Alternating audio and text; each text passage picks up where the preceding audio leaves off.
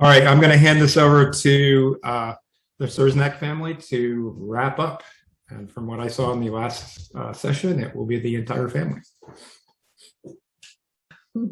Almost the whole family.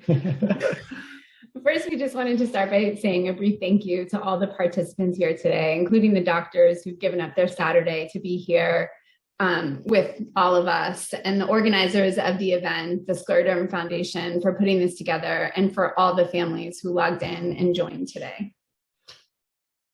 So I can tell you that our personal journey with scleroderma began about 6 years ago when our daughter Julia was diagnosed with the systemic form of scleroderma at around age 5.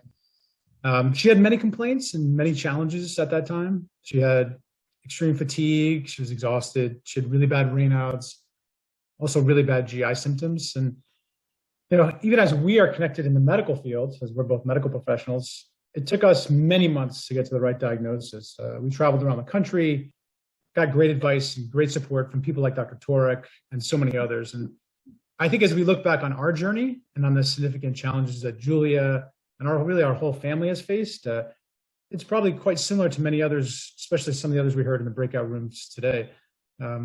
We've taken part in the Kids Get Scleroderma and the other events by the Scleroderma Foundation over these years. And I think for us, it's really helped us to connect with many wonderful people and helped us to process all the challenges that Julia and others face.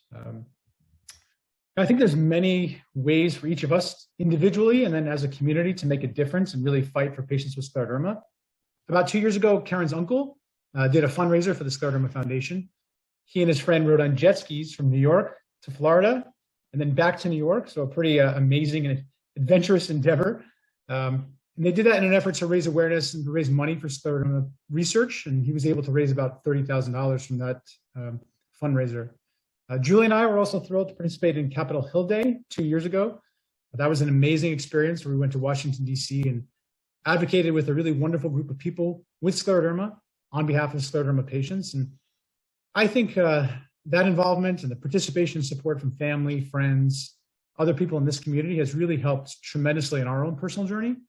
And I think efforts like this can really make a difference for kids like Julia and for your kids as well. And I would just encourage everyone to try to get involved in the best way that you can individually. I also want to say a special thanks to the Scleroderma Foundation in general. I think in these really challenging times, helping people like us connect with others who are in very similar situations and to get reliable, trustworthy information, to champion awareness for scleroderma, to raise money for research, to work to find better therapeutic options and hopefully and eventually a cure really has been so incredibly valuable. I know the foundation is spending about just under $3 million a year in research efforts. And we were just thrilled to hear about the $500,000 earmarked this year in research awards for investigators like Dr. Torek, Dr. Lee, and many others who are interested in pediatric scleroderma.